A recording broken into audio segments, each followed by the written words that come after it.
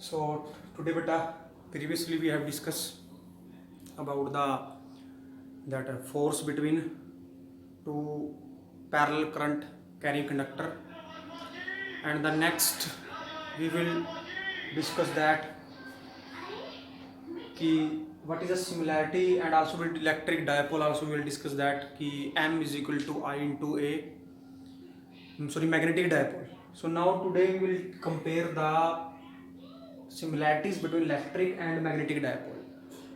और बेटा यहाँ पे जो मैग्नेटिक डायपोल है वो करंट की वजह से बनी है, मीन्स जो मैग्नेट बना है वो करंट की वजह से बना है. तो हमने दोनों को कंपेयर करना है कि जो आपकी डायपोल मूवमेंट थी, जो आपकी इलेक्ट्रिक डायपोल थी आपकी, जो वो क्या आई थी अपनी एक्सियल पे और इक्वेटोरियल पे, और मैग्नेट के लिए वो क्या हुई. वैसे actually we will discuss in the chapter number 5 for a magnet, but ये जो मैग्नेट बना है ये आपका बना है करंट के फ्लो होने की वजह से.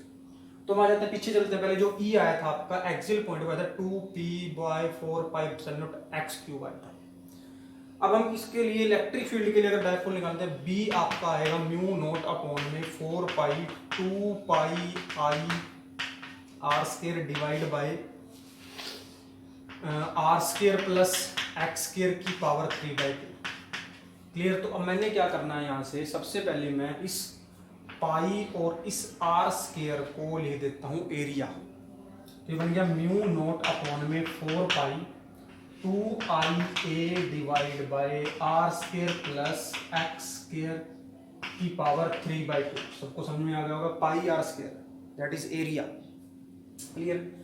अब इसके बाद मैंने कह दिया कि x is greater than r. तो अगर x ग्रेटर देन r है, यहां से हम r को नेग्लेक्ट कर देंगे, तो आपकी वैल्यू बनेगी म्यू नॉट अपॉन में 4π that is 2ia divide by x का स्क्वायर डिवाइड बाय 3/2. ये स्क्वायर से अंडर रूट क्या हो गया आपका cancel, then it will become mu naught upon में 4π that is 2i into a, the product of current flowing through the loop into area of the loop, that is known as magnetic dipole moment of a current carrying loop. So this can be written as m. So here is 2m divided by x.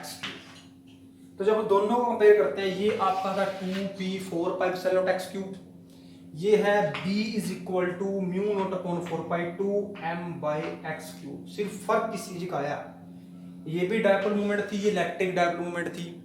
ये आपकी क्या है, magnetic dipole movement है. ये भी distance के cube के inversely proportional, ये भी डिस्टेंस के क्यूब के इनवर्सली प्रोपोर्शनल है. यहाँ पे जो कांस्टेंट है वो है म्यू नॉट अपॉन में 4π, यहाँ पे जो कांस्टेंट है 1/4π epsilon. So this is the similarity between the electric dipole and magnetic dipole of a current carrying loop. अगर ये तो था एक्सियल, अगर हम इक्वेटोरियल लिखते हैं तो इक्वेटोरियल आपका जो ई था वो था आपका p/4π एप्सिलॉन x³. इसका क्या आएगा, वो इसका जो आएगा b जो आपका आएगा वो भी यही आएगा, वो आएगा m divide by 4π mu naught upon में 4πx³.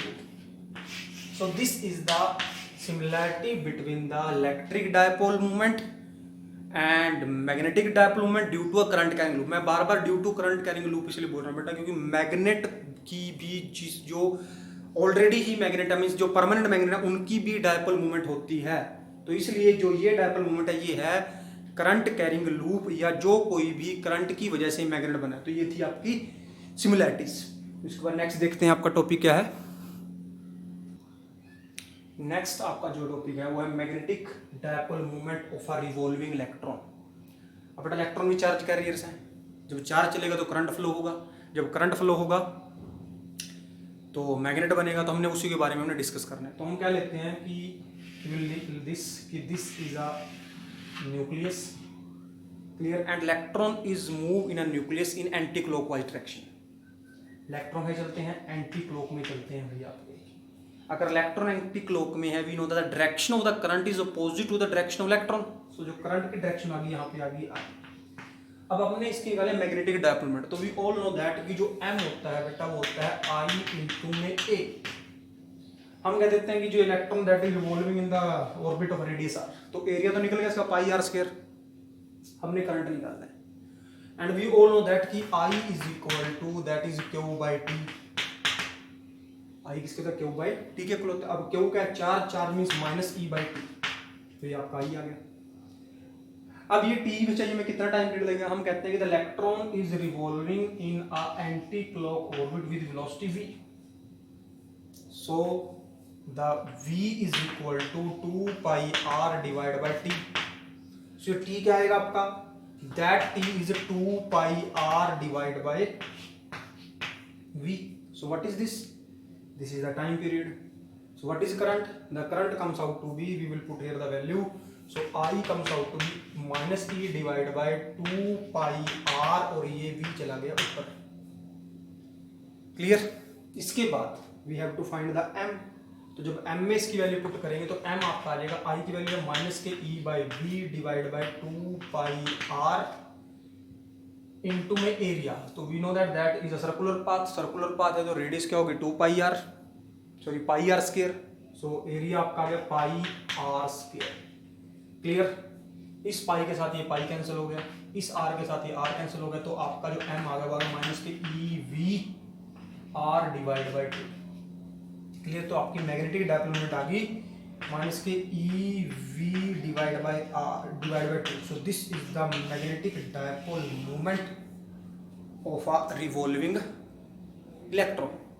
अब बेटा जो इलेक्ट्रॉन रिवॉल्व कर रहा है सर्कुलर पाथ में, तो उसकी एंगुलर मोमेंटम भी होगी। इसको अगर आप और थोड़ा मॉडिफाई करना चाहें तो जो एल होता है वो होता है आपका बेटा लीनियर मोमेंटम इनटू में perpendicular distance from the axis of rotation. So जो आर है ये आपका क्या है, एक्सिस ऑफ रोटेशन से डिस्टेंस है, और पी आपका है लीनियर मोमेंटम। अब जो इलेक्ट्रॉन का मास एम ई होगा, ऑब्वियस है, that is electron mass M E, and P होता है M V, moving with velocity V, and that is R. So आपका जो यहाँ पे वी आर आया है, दिस वी आर, तो यहाँ से अगर मैं वी आर की वैल्यू निकालूं तो वैल्यू आएगी आपकी एल बाई एम ई आएगी। क्या आएगी आपकी वैल्यू यहाँ पे एल बाई एम ई। तो जो आपका एम आ गया वो क्या आ गया आपका in the place of V R, what we can put L by M V. So it will become minus के ई, एल ऊपर चला गया, नीचे आपका आ गया 2 M E, clear. So this is your magnetic dipole moment. और जो मैग्नेटिक डायपोल मोमेंट आपकी जो होगी, अगर हम इन सब की वैल्यू पुट कर देते हैं इसके अंदर, किस किस की, इलेक्ट्रॉन के मास की, इलेक्ट्रॉन की चार्ज की, और एंगुलर मोमेंटम की वैल्यू अगर हम उधर लेते हैं, मीन्स जो आपकी आएगी ये डायरेक्शन, जो अब आप यहाँ पे देख रहे हो दिस इज माइनस साइन, तो इनकी डायरेक्शन अपोजिट है। इस एल को मैंने इधर ले तो M by L means magnetic dipole moment per unit angular momentum. So it will become minus के ई डिवाइड बाई 2 एम ई।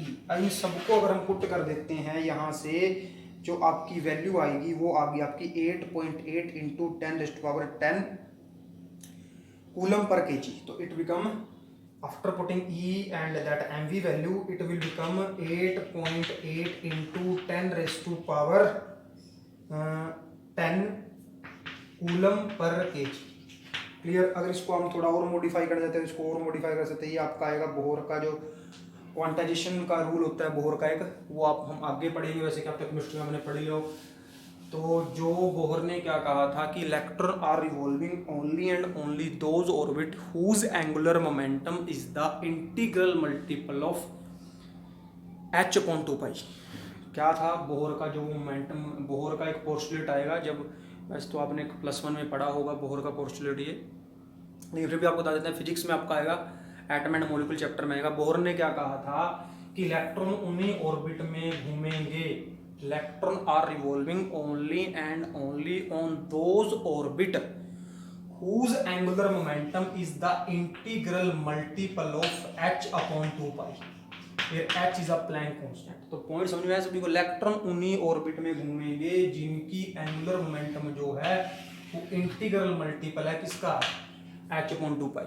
तो अगर मैं यहाँ से जो हमने m निकाला है, ये m आपका आया था, दैट इज m आपका आया था यहाँ से minus E L by 2 pi 2 M E, clear. तो इस l की जगह अगर मैं वैल्यू पुट कर देता हूँ तो यहाँ पे आपका आ जाएगा यहाँ से NH अपॉन में 2 पाई, क्लियर। तो अगर जब यहाँ पे वैल्यू पुट करते हैं इसकी, तो NH अपॉन 2 पाई की, तो ये बन जाएगा आपका यहाँ पे माइनस, ये n को बाहर ले लिया अपने, अंदर आ गया आपका EH अपॉन में 4 पाई एम ई, क्लियर। तो ये आपकी थी एंगुलर मोमेंटम, इसमें हमने प्लैंक कांस्टेंट को भी यूज कर लिया। तो ये आपका टॉपिक था magnetic dipole moment of a revolving electron. Main तो बात बेटा ये है, जो m आएगा वो आपका आएगा EVR डिवाइड बाई 2 माइनस के।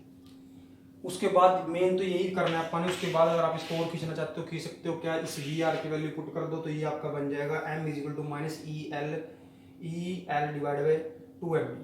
इसको और आगे खींचना है, बोर के साथ जोड़ना है। अगर इसको बोर के साथ जोड़ना चाहते हो तो बेटा बोर के साथ जोड़ने के लिए बोर ने क्या कहा था, electron revolving only and only those orbit whose angular momentum is the integral multiple of h/2π। तो इसको और आगे जोड़ सकते हैं तो आपका जो ये रिजल्ट आ जाएगा अगर इसमें आपको बोर के साथ जोड़ना है। तो इसके बाद नेक्स्ट टॉपिक देखते हैं। That next topic is moving coil galvanometer. Next बेटा आपका टॉपिक है moving coil galvanometer. 10th class में पढ़ चुके हो कि गैल्वेनोमीटर क्या है। So galvanometer is a device which is used to measure a very small amount of current. Ammeter भी मेजर करता है करंट को, लेकिन गैल्वेनोमीटर की जरूरत क्यों पड़ी? Why there is a need of galvanometer? The need of galvanometer is there to use to measure the very small amount of current।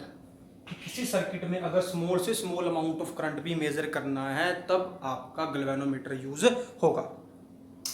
अब गैल्वेनोमीटर का प्रिंसिपल क्या है? प्रिंसिपल कुछ नहीं है, जो अपने पिछला टॉपिक है, पिछले टॉपिक है टॉर्क वाला, वही टॉपिक है। क्या था टॉर्क का टॉपिक? कि when a current carrying loop और coil placed in a magnetic field, radial magnetic field means magnetic field जो परपेंडिकुलर है, इट एक्सपीरियंस अ टॉर्क। और यही आपका क्या है प्रिंसिपल है। What is principle? When a current carrying coil placed in a radial magnetic field, it experience a torque. So this is the principle of a moving coil galvanometer. So what is the principle? When a current carrying coil और a loop placed in a magnetic field, it experience a torque. Clear? So इसके बाद हम next शुरू करते हैं इसकी construction.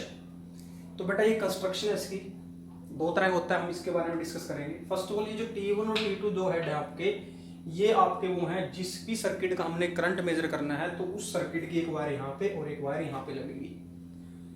Clear? उसके बाद करंट यहां से होता हुआ इसमें यहाँ पे आएगा, और जो ये आपका ये डी है इससे इस पूरी कोयल को सस्पेंड किया हुआ है ताकि ये कोयल इजीली क्या कर सके, रोटेट कर सके, मूव कर सके। और यहाँ पे एक मिरर लगाया गया। मिरर बेटा इसलिए है, किसी लैंप मीन्स इस मिरर के ऊपर लाइट पड़ रही है किसी लैंप से या किसी टॉर्च से, जब ये कोयल घूमेगी तो आप क्या देखोगे, ये मिरर भी साथ में घूमेगा और इससे वहां पे डिफ्लेक्शन या आपको रिफ्लेक्शन मिलेगी, और उससे हम पता कर सकते हैं कि कितनी कोयल में रोटेशन आई है।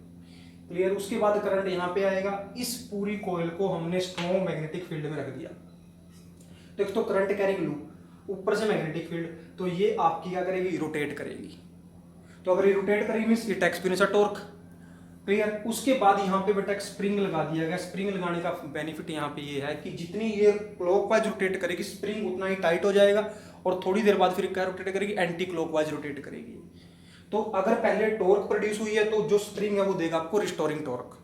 ये इसकी कंस्ट्रक्शन थी और वर्किंग थी, ये कैसे काम करता है। और इसके बीच में हमने सॉफ्ट आयरन कोर लगा दिया। ये सॉफ्ट आयरन कोर है यहाँ पे। तो इसकी थ्योरी पढ़ते हैं सबसे पहले। थ्योरी में पता है कि जब इस में से करंट फ्लो करवाएंगे और ये मैग्नेट है तो इट एक्सपीरियंस अ टॉर्क। तो वो टॉर्क जो आपका है वो हमने दिया है, torque is equal to NIAB sine theta. अगर फील्ड आपका रेडियल है तो ये थीटा होगा 90, तो आपकी वैल्यू होगी NIAB आगे शॉर्ट। अब वैल्यू होती है रिस्टोरिंग टॉर्क की।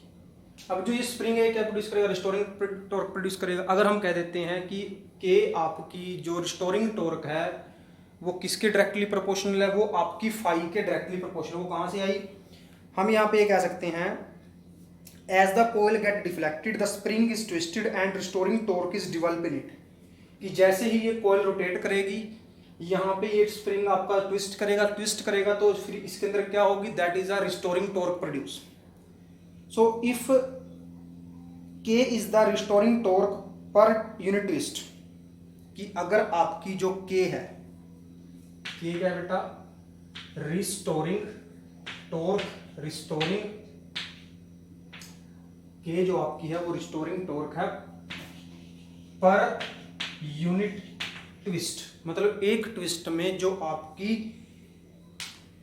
टॉर्क प्रोड्यूस हुई है, रिस्टोरिंग टॉर्क प्रोड्यूस वो के है। Means in a one twist I am read here कि व्हाट इज रिटन हियर, कि यहाँ पे लिखा है बेटा बुक में देख सकते हो आप, if K is the restoring torque per unit twist, कि अगर के आपकी क्या है, रिस्टोरिंग टॉर्क है, क्या आपकी वो restoring torque per unit twist, एक ट्विस्ट की रिस्टोरिंग टॉर्क क्या के है। अगर हम कह देते हैं कि आपका जो ट्विस्ट हुआ है वो 5 हुआ है, मींस आपकी जो टोटल ट्विस्ट मतलब जितनी आपकी ये घूमी है वो कितनी घूमी है, वो 5 घूमी है। तो जो रिस्टोरिंग टॉर्क आपकी होगी तो dash that can be written as K5। Hope आपको समझ में आएगा। दोबारा बता देते हैं क्या कह रहे हैं यहाँ पे इसने बोल रहा है बेटा, तो जो हम इसको पढ़ते हैं अब दोबारा से, क्या बोल रहे हैं यहाँ पे कि जो रिस्टोरिंग आपकी टॉर्क है, again I am written here keyword, तो ये तो आपको सब पता लगा, tau is equal to NIB sin theta, radial है तो 90 डिग्री है, तो 90 है तो ये आपका आ गया NIAB। अब जो टॉर्क प्रोड्यूस टॉर्क की वजह से हमें रिस्टोरिंग टॉर्क भी आ रही है। हमने कह दिया कि जो के आपकी है ये आपकी है restoring torque per unit twist, कि जब आपका स्प्रिंग के अंदर जब एक ट्विस्ट होता है तब आपकी जो टॉर्क है वो के है। हमने कह दिया कि जो यहाँ पे ट्विस्ट आए हैं जितने एंगल से आपका पूरा वो घूमा है वो 5 है। अब वही बात है कि एक ट्विस्ट के अंदर के है, कितने आए हैं, कितना घूमा, वो 5 एंगल से घूम गया, तो आपका जो टो डैश आ गया वो आ गया K5। अब जितना बेटा आपका ये टॉर्क होगा उतना ही क्या प्रोड्यूस होगा, रिस्टोरिंग टॉर्क प्रोड्यूस होगा, ये दोनों वैल्यू आपकी क्या आ गई, इक्वल आ गई। तो यहां से आपका जो K5 है that comes out to be NIAB। Clear. यहां से अब हम क्या वैल्यू निकालेंगे, यहां से हमने वैल्यू निकाल ली है I की वैल्यू निकाल लेंगे। यहां से जो I आपका आ गया वो आ गया K5 NAB। तो जो आपका यहाँ से I आया ये सारी वैल्यू इधर आ गई, यहाँ पे आ गया K5 NAB। क्लियर।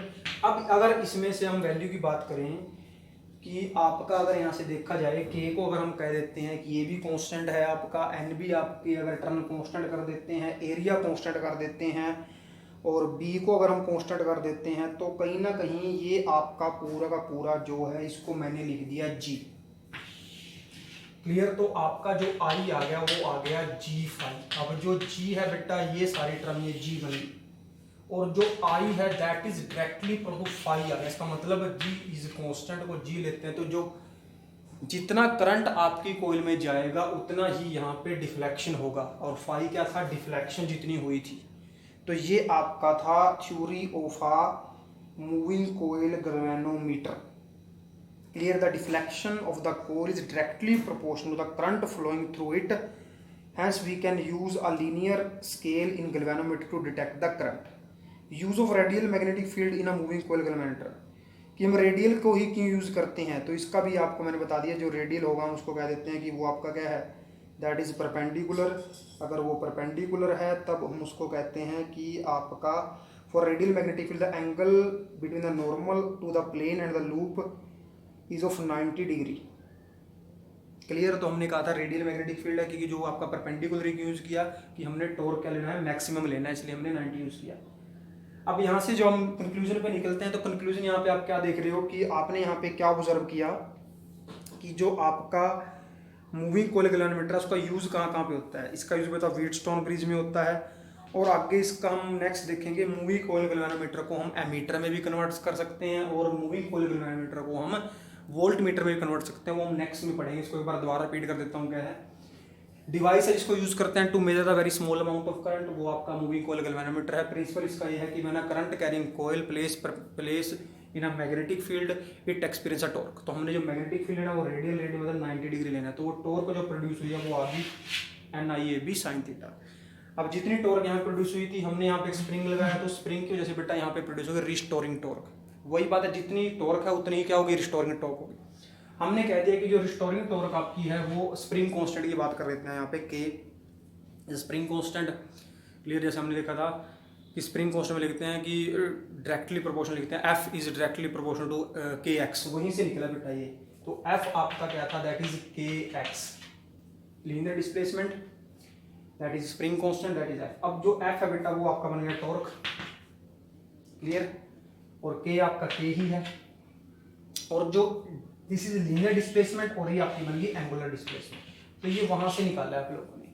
ये जो टो है वो के फाई कैसे आया, जितना स्प्रिंग को हमने स्ट्रेच किया था, जितना उसके अंदर डिस्प्लेसमेंट होगी उतना ही रिस्टोरिंग फोर्स लगता है। वही बात है, अब यहाँ पे जो आपका फोर्स है वो लीनियर फोर्स नहीं है, वो कौन सा फोर्स है, वो angular force, circular force, angular force लग रहा है यहाँ पे।